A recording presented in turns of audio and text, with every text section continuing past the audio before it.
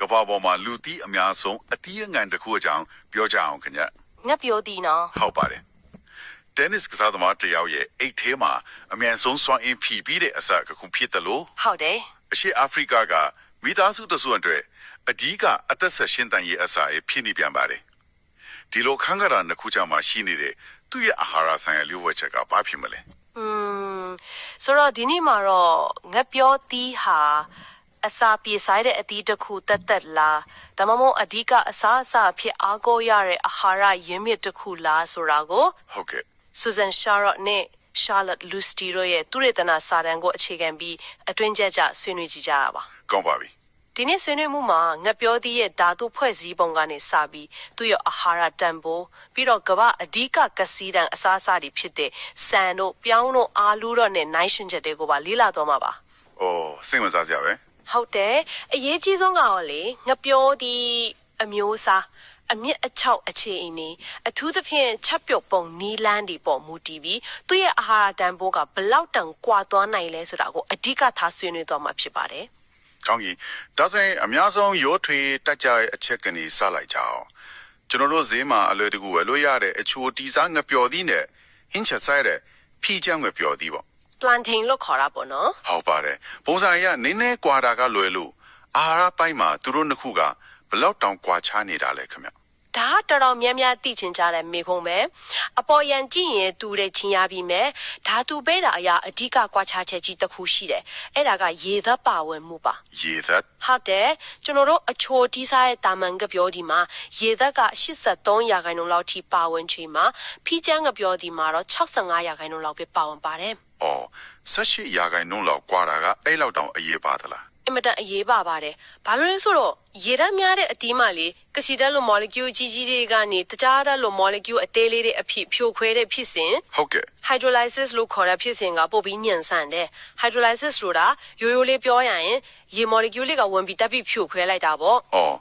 ရေများလေဒီဖြိုခွဲမှုကပိုမြန်လေပဲပေါ့မှန်ပါတယ်ဒါကြောင့်ရေဓာတ်များတဲ့ငပြောသီးကအမြင့်မြန်တယ်ပိုမြန်ချိုးလာတယ်ဖီချံငပြောသီးကတော့ရေဓာတ်နဲတော့အဲ့ဒီဖြစ်စဉ်ကပိုနှွေးကွေးသွားရောအော်ဒါဆိုရင်ရေဓာတ်ပါဝင်မှုကအတီးတစ်ခုရဲ့တက်တက်နဲ့အရသာကိုဆုံးဖြတ်တဲ့အဓိကအချက်ဖြစ်သွားတာပေါ့ဒါကြောင့်ဖီချံငပြောသီးကအစိမ်းအတိုင်းရက်ဖို့အကြာကြီးအထားခံတာကိုဟုတ်တယ်လေအဲ့ဒီအမက်ခန့်တဲ့ဖြစ်စဉ်မှာကစီဓာတ်နဲ့တကြားဓာတ်ပြောင်းလဲမှုကဘလော့အထိတည်တာလေတော်တော်လေးကိုတည်တာပါတယ်ဖီချံငပြောသီးအစိမ်းနှလုံးရဲ့အချောက်ခံထားတဲ့အလေးချိန်ကိုချိန်ကြည့်လေ80%ကျော်ကကစီဓာတ်တွေချိပဲမရရှိပဲနော်ဟုတ်တယ်ဒါမဲ့သူမဲလာတဲ့အခါမှာတော့ကစီဓာတ်တွေအများကြီးပျောက်သွားပြီးတကြားဓာတ်က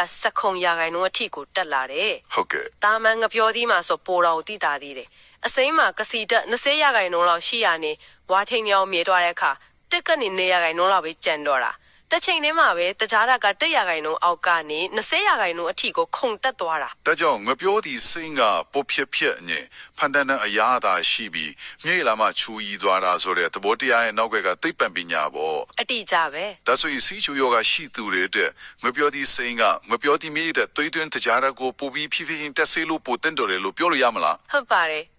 ဒါကအလွန်လက်တွေ့ကျတဲ့အသုံးချမှုတစ်ခုပဲငပြောသီးစိမ်းမှာပါတဲ့ကစီဓာတ်က resistance touch မျိုးစားချစ်လို့အစာချီဖြက်ရပိုခတ်ပြီးသွေးတွေကိုတကြားဓာတ်အဖြစ်စုပ်ယူတာပိုနေတယ်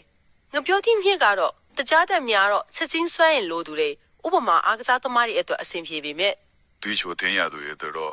တတိထားမှာတော့မှန်ပါတယ်ဒီတကြားဓာတ်20%အထိပါဝင်တဲ့ဆိုတဲ့အချက်ကတကယ်စိတ်ဝင်စားဖို့ကောင်းတယ်ငပြောသီးမြင့်တလုံးက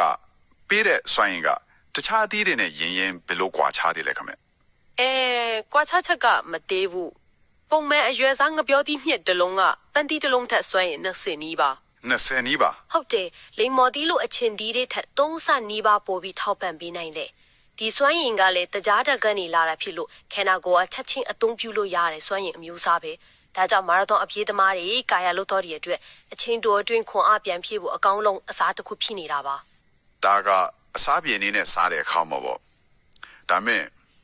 အပြောသီးကိုထမင်းလို့အဓိကအစားအစာဖြစ်စားသုံးတဲ့အာဖရိကနဲ့တောင်အမေရိကနိုင်ငံတွေအတွက်ရောဘယ်လိုအကျိုးသက်ရောက်မှုရှိနိုင်မလဲသူတို့ကဖီချံအပြောသီးကိုစားကြတာများတယ်လေဟုတ်ပါပဲအဲ့ဒီအခါမှာတော့စွမ်းရည်တင်တယ်ဆော့ energy density ကိုတခြားအဓိကအစားအစာတွေနဲ့နှိုင်းယှဉ်ကြည့်ကိုလိုလားပြီးစွမ်းရည်တင်တယ်ဆော့ ဟုတ်တယ်ဒီမှာစိတ်မစားစရာတွေ့ရှိချက်တည်ရှိတယ်အချောက်ခံထားတဲ့အခြေအနေမှာနှိုင်းရှင်ကြည့်ရင်လေစံကြုံပြောင်းဘူးချောက်တွေကဖီးချမ်းငပြောကြီးထက်စွမ်းရည်3ဆလောက်ပိုများနေလာကိုတွေ့ရတယ် ။အိုးဒါဆိုရင်တော့ငါပြောကြည့်ကိုအဓိကထားစားရင်စွမ်းအင်လုံလောက်ရလားလို့တွေးစရာဖြစ်သွားပြီပေါ့ ခဏလေးပါဒီနေရာမှာတစ်ချက်တည်းပြူဖို့လိုလာကဒါကအချောက်ခံထားတဲ့အခြေအနေမှာပဲနှိုင်းရှင်တာပါဘယ်သူမှစံ6ကိုဒီတိုင်းမစားဘူးလေ ။ဟုတ်ကဲ့ဟုတ်ကဲ့ အရေးကြီးဆုံးကချက်ပြုတ်တဲ့အခါရေပါဝင်မှုကြောင့်စွမ်းအင်တန်မိုးကလုံးမပြောင်းပြန်ဖြစ်သွားနိုင်တဲ့ဥပမာစံကိုချက်လိုက်တဲ့အခါရေတွေအများကြီးစုပ်ပြီးပွာလာတဲ့အတွက်သူ့ရဲ့ကယ်လိုရီကမူလာတဲ့3ပုံ1ပုံလောက်ပဲကျန်တော့တယ် ။အော်သမင်း100g မှာ123ကယ်လိုရီလောက်ပဲရှိတော့တာပေါ့ ဟုတ်ပါတယ် ။ဒါဆိုဖီးချမ်းငါပြောတီကိုချက်တဲ့အခါမှာတော့ဘယ်လိုပြောင်းလဲလဲ။သူကမူလတိကရေသားနဲ့တော့ချက်လိုက်ရင်ကယ်လိုရီသိကြမှာမဟုတ်ဘူးချင်းတယ် မှန်ပါတယ်ဖီးချမ်းငပြောတီကတော့ချက်ပြုတ်ပုံပေါ်မူတည်ပြီးကယ်လိုရီတန်ဖိုးကအများကြီးကွာသွားနိုင်တယ်ဒီအချက်ကဒီနေ့ဆွေးနွေးမှုရဲ့အရေးကြီးဆုံးအချက်တွေကတစ်ခုပဲ ။ဟုတ်ကဲ့ ဥပမာစီချမ်းငပြောတီအစိမ်း100 gram မှာ112ကယ်လိုရီရှိတယ်ဆိုပါစို့ဒါကိုရေနဲ့ပြုတ်လိုက်ရင်ရေနည်းနည်းပဲစုပ်တဲ့အတွက်122ကယ်လိုရီလောက်ပဲခက်သွားရဲ့ ချက်ပြောကီတာသမင်းနဲ့ကယ်လိုရီချင်းတိတ်မကွာဘူးပေါ့ ဟုတ်တယ်ဒါပေမဲ့အဲ့ဒီစီချမ်းငပြောတီကိုပဲပါပါလီပြီးစီနဲ့ကြော်မယ်ဆိုရင်တော့ ကြော်လိုက်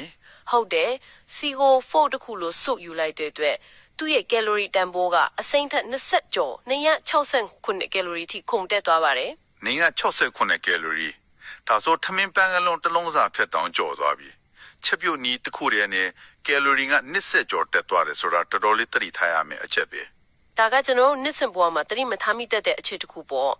့ငပြောသီးကြော်ကအရသာရှိပေမဲ့သူ့ကိုပုံမှန်စားသုံးမယ်ဆိုရင်သမင်းဖြူထက်တောင်ကယ်လိုရီပိုများနေနိုင်တာကြောင့်ကိုလေးကျင်ထိမ့်ထိမ့်နေသူတွေအတွက်တော့တတိပြုစရာအချက်တစ်ခုဖြစ်လာပါတယ် ကျမရင်းနဲ့ညီညွတ်တယ်လို့ထင်ထားတဲ့အစားအစာတစ်ခုဟာပြင်စင်ပုံမာယွင်းသွားတဲ့အခါကျမရဲ့တော့1 to 1ပို့ဖြစ်သွားနိုင်တဲ့ဆိုတဲ့အကောင်းဆုံးဥမာတစ်ခုပဲပေါ့ အတိအကျပါပဲ ကယ်လိုရီများတာကစွမ်းရည်တက်ကောင်းပေမဲ့စွမ်းရည်တစ်ခုတည်းနဲ့တော့မလုံလောက်ဘူးပေါ့နော်လူတွေအများဆုံးတည်ထားတဲ့ potassium အပြင်တခြားဘလို့အာဟာရတက်တီကငပြောတိကိုတန်ဖိုးရှိတဲ့အစားအစာတစ်ခုဖြစ်စေတာလေ ဟုတ်ပါတယ်ပိုတက်ဆီယမ်ကတော့ငပြောသီးရဲ့နာမည်ကြီးအာဟာရဓာတ်တစ်ခုပေါ့ကြွက်တက်တာသွေးပုံချိန်ထိန်းတာတွေတဲ့ရေးပါတယ်ဒါပေမဲ့ဒါအပြင်တခြားအရေးကြီးတဲ့ဗီတာမင်တွေလည်းအများကြီးပါတယ် ဟုတ်ကဲ့ ငပြောသီးနဲ့ဖီးချမ်းငပြောသီးတွေဟာဗီတာမင် A, B1, B2, B6 နဲ့ C တို့ရဲ့ကောင်းမွန်တဲ့ရင်းမြစ်တွေဖြစ်ပါတယ် ဒီဗီတာမင်တွေကတခြားကစီတဲ့အစားအစာတွေနဲ့ယင်လိုက်ရင်ရောဘလို့ခွာချလဲဥပမာအာလူတို့ပီလော်ပီနန်တို့နဲ့ယင်ရင်ပေါ့ ဒီနေရာမှာဖီးချမ်းငပြောသီးကတိတိတတာအားသာသွားတာကိုတွေ့ရတယ်ထူးသဖြင့်ဗီတာမင် A မှာပေါ့ အော်ဗီတာမင် A ဟုတ်တယ်အာလူနဲ့ပီလောပင်နာမှာဆိုဗီတာမင် A ကလုံးဝနီးပါးမပါဝင်ပါဘူးဒါပေမဲ့ဖီးချမ်းငပြောသီးမှာဆိုရင်မျက်စိကျန်းမာရေးနဲ့ကိုယ်ခံအားစနစ်အတွက်အရေးပါတဲ့ဗီတာမင် A ကကျွဲဝါးစော်ပါဝင်နေတယ် ဒါကငပြောတိကိုအတိကထားစားတဲ့နိုင်ငံတွေကကလေးတွေအတွက်အလွန်အရေးကြီးတဲ့အာဟာရအားသာချက်တစ်ခုပဲပေါ့ မှန်ပါတယ်ဗီတာမင် C ကတော့အပူပဲချက်ပြုတ်လိုက်ရင်ရော့နေသွားတတ်တဲ့အတွက်အစင်းစားရင်ပိုးရနိုင်တာပေါ့စိတ်ဝင်စားစရာကဖီးချမ်းငပြောသီးအစိမ်းမှာဆိုရင်ဗီတာမင် C ကတာမန်ငပြောသီးထပ်တောင်ပိုများနေပါသေးတယ် စောစောကဗီတာမင် B အုပ်စုအကြောင်းလည်းပြောထားသေးတယ်အဲ့ဒီအကြောင်းနဲ့ထက်ချဲပါအောင်ခင်ဗျ ဟုတ်ကဲ့ဒီအချက်ကတော်တော်လေးထူးခြားတယ်အရှိအာဖရိကဒေသတချို့မှာငပြောသီးကိုအချင်ဖောက်ပြီးဘီယာချက်တောက်တုံးနဲ့ဒလိရှိတယ် ငပြောပြီယာ ဟုတ်တယ်ဒီငပြောဘီယာမှာဗီတာမင် B အုပ်စုတွေကျွဲဝါးစွာပါဝင်နေတာကိုတွေ့ရတယ်ဒါပေမဲ့ဒါကငပြောသီးကိုယ်လိုင်ကြောင့်ထပ်ဘီယာချက်တဲ့ဖြစ်စဉ်မှာတုံးတဲ့တစေ yeast ကြောင့်ဖြစ်ပါတယ် အော်တစေးကြောင့်ကို ဟုတ်ပါလေတစေမှာဗီတာမင် B ဓာတ်တွေအများကြီးပါဝင်တဲ့အတွက်အဲ့ဒီကနေတဆင့်အာဟာရရရှိတာက ဒါဆိုအဲ့ဒီဒေတာတွေကလူလဲအတွက်ဒီဘီယာကအာဟာရဖြစ်စစ်စာတစ်မျိုးလို့ဖွင့်နေတာပေါ့အရေးကြီးမှုကနေအာဟာရရရဲဆိုတဲ့အယူဆကတို့လို့လေစိတ်ဝင်စားစရာပဲဒါပေမဲ့ကောင်းဝတ်တည်ကြီးပဲတော့မဟုတ်တော့ဘူးတင်တယ်အားနေချက်အနေနဲ့ protein တန်နဲ့ပတ်သက်လို့ရောဘလို့လဲ ဒါတော့ငပြောသီးရဲ့အကြီးမားဆုံးအားနည်းချက်လို့ပြောလို့ရတယ် ဟုတ်ကဲ့ protein ဓာတ်ပါဝင်မှုကတော်တော်လေးကိုနည်းပါတယ်ဖီချာငပြောသီး100 gram မှာ protein 2 gram လောက်ပဲပါဝင်တယ်ဒါကြောင့်လူကြီးတယောက်တော်တောင်တနေ့တာလိုအပ်ချက်ကိုမဖြည့်ဆည်းပေးနိုင်ပါဘူး ဒါဆိုရင်ကြီးထွားဖွံ့ဖြိုးနေတဲ့ကလေးတွေအတွက်ဆိုရင်ဒီချက်ကပိုပြီးစိုးရင်စရာဖြစ်လာတာပေါ့ အတိအကျပဲဒါကအရေးကြီးဆုံးတတိပေးချက်တစ်ခုပဲကလေးငယ်တွေကလူကြီးတွေကခဏကိုအလေးချင်းအလိုက်နိုင်ရှင်စွမ်းအင်နဲ့ protein ဓာတ်ပိုမိုလိုအပ်ပေမဲ့အစာအိမ်ကတိတော့အများကြီးမစားနိုင်ဘူးလေ ဟုတ်တယ်နော် ဥပမာအသက်2 နှစ်အရွယ်ကလေးတယောက်အတွက်တ တနေ့ကိုပရိုတင်း15 gram လောက်လိုအပ်တယ်ဆိုပါစို့အဲ့ဒါကိုဖီးချမ်းငပြောသည်နဲ့ချီဖီးမယ်ဆိုရင်တနေ့ကို1 kilogram ခွဲ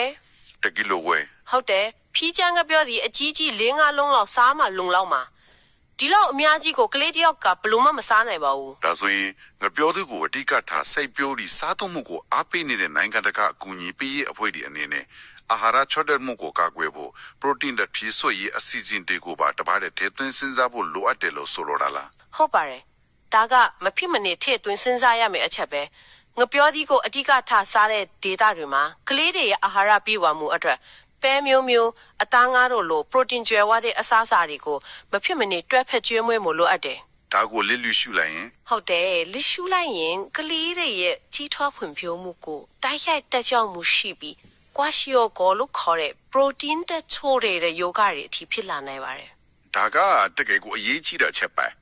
အာဟာရတန်ဖိုးအပြင်ငပြောသီးမှာကျန်းမာရေးအတွက်အထောက်အကူပြုတဲ့ဆေးဘက်ဝင်အာနိသင်တွေရှိတယ်လို့လည်းကြားပူပါတယ်ဒီအချက်ကဘလောက်ထိမှန်ကန်ပါတယ်လဲ မှန်ပါတယ်ပထမဆုံးနဲ့ထင်ရှားဆုံးကတော့ငပြောတီးမဲ့အားအစာကြီးအလွယ်ဆုံးအစားအစာတွေအထဲမှာပါဝင်နေဆိုတဲ့အချက်ပဲသူ့ရဲ့အစာကြီးချင်းက15 မိနစ် 5 မိနစ် ဟုတ်တယ်2 နာရီမပြည့်တပြည့်ပဲကြာတယ်ဒါဟာကိုတခြားအစာတွေနဲ့နှိမ့်ရှင်ကြည့်ရင်နွားနို့က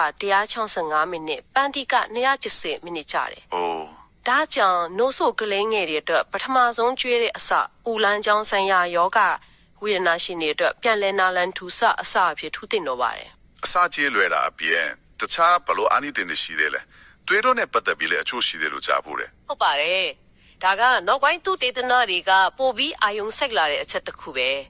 ဲငပြောသီးမှာပါတဲ့ဂျပန်အချို့ဟာ ACE inhibitor လို့ခေါ်တဲ့သွေးကြဆေးတွေလိုအာနိသင်မျိုးရှိနေတာကိုတွေ့ရှိခဲ့ကြတယ် ဆေးလိုမျိုးအာနိသင်ပေါ့ ဟုတ်တယ်ဒီဆေးတွေကသွေးကြောတွေကိုကျုံစေပြီးသွေးပေါင်းချိန်တက်စေတဲ့တပစ္စည်းတွေထုံးလုံးမှုကိုဟန့်တာပေးတာလ